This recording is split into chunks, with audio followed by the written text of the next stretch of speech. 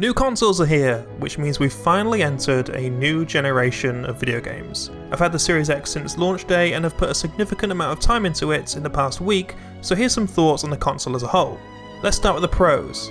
The Series X is an impressive piece of kit with a premium feel to it, from the sleek briefcase-like packaging that makes it feel like you're receiving a gift to the monolithic black box itself, all the way through to turning on and getting a cinematic Xbox logo enveloping your TV and your room. Everything about this console feels impressive. Important. Or as important as video games can be anyway. Of course, a premium feel is no good if the system itself can't hold up. Thankfully, that doesn't seem to be a problem. Playing games on the Series X is a dream. I've paired it with a 4K OLED to really get the most out of it, and I'm blown away by some of what I've been playing. Xbox Series X is able to play games at 4K and up to 120 frames per second, and I was surprised by how many games actually supported this. I've never been one to care for frame rates, as long as it's stable and smooth I'd much rather go for better visuals, yet here I am able to have both and it looks incredible. Ori and the Will of the Wisps, for example, ends up looking more like a painting on the wall come to life than ever before. It's beautiful, and having the higher frame rate to make everything smoother only exemplifies the fluid animation of the game. Gears of War 5 multiplayer feels great at 120 FPS, while looking even more shiny and impressive than it did when it released last year.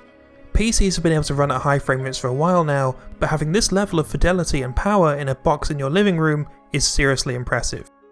Not every game gets the 120 treatment though. Forza Horizon 4's additions are more on the texture and reflection side of things, while the new Tetris Effect Connected uses the extra power to look incredibly shiny and sparkly.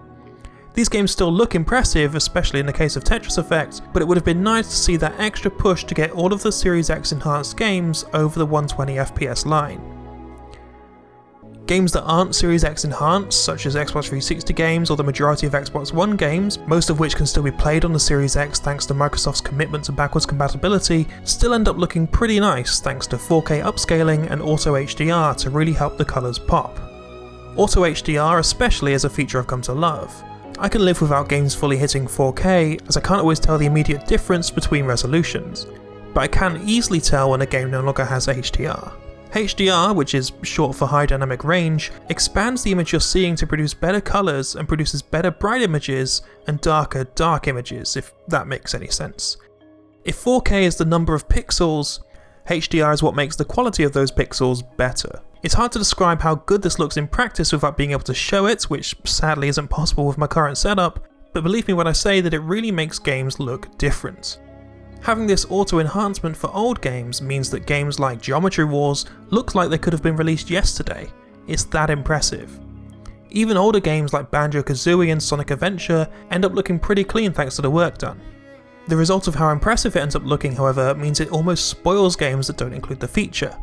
Fortnite, for example, has received Series X enhancements to look nicer than before, but for some reason it doesn't feature HDR, meaning that the image at the end ends up looking fairly flat, which is a shame but ultimately not a deal breaker.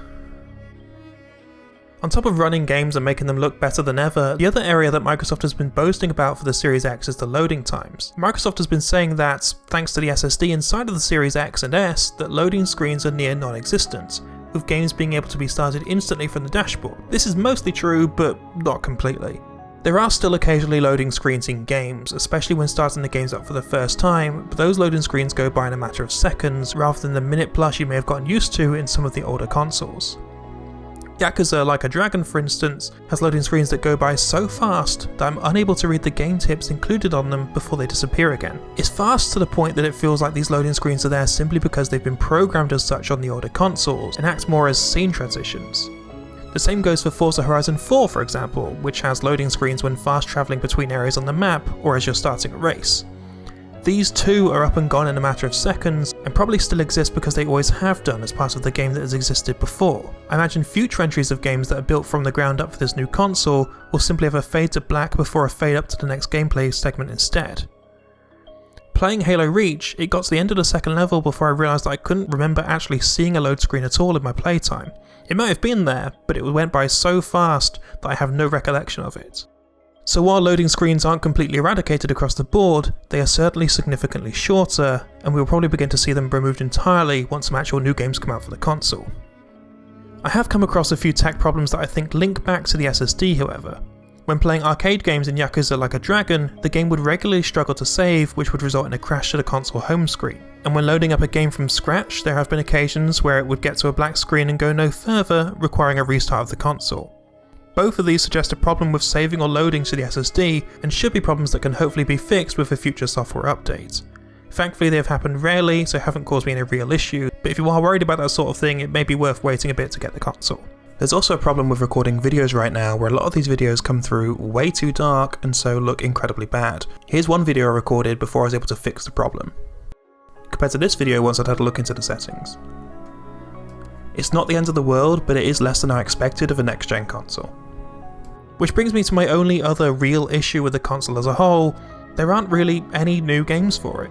Granted, like all game companies and everyone in the world right now, Microsoft has struggled with COVID and the move to working from home, so it's hard to expect a full exclusive lineup like we would have had in generations past. But there's no one game that stands out as making this console a must-buy. Everything you can play on it can be played elsewhere, especially thanks to the Game Pass cloud-based initiative that means you can play Xbox games on your phone should you want to. So if the thing you're looking for when buying a new console is games I can't play anywhere else, and you have either a decent internet connection for cloud-based gaming or already own a good PC or even an Xbox One, it's hard to recommend the Series X to you. But that's not strictly what I bought the Series X for, and I don't think that's what Microsoft is selling it as. And I'm not sure if a big exclusive is really what it needs right now. What the Series X brings is the ability to play the definitive version of any game available for an Xbox console. I could have played Ori and the Will of the Wisps earlier this year when it released for PC, but I held back to be able to play it in a way that makes it look and feel as good as it can. I've typically always been a console gamer, so sitting down on my sofa with a controller in hand is my preferred way to play. And while we're a long way from the time when PC games required a lot of fiddling around with settings to get them to play optimally, I've definitely had less trouble getting games to run flawlessly on the Series X than I do on my PC. Sure, there's the promise of console exclusives in the future, with the new Fable not coming to the older Xbox hardware, but right now, what the Series X is promising is the best way to play Xbox games without needing to spend over $1,000 upgrading your PC.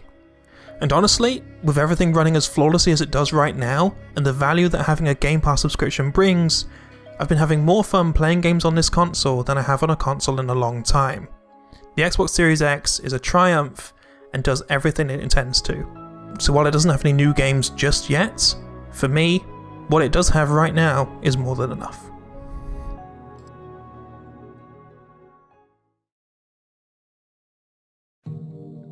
Hey, thank you so much for watching. I hope that you enjoyed the video, and if you did, it would mean so much for me if you could hit the like button below. While you're there, maybe hit the subscribe button as well, so you can see the videos I have when they release. Coming up in about a week's-ish time, I've got a look at the PS5 as well, similar to this video that you've just watched, and then next month I'll have the end of the year Game of the Year Spectacular, where I rank my favourite games of the past year in a top 10 format, you know, the sort of thing. I hope to see you there. Thanks for watching. Bye.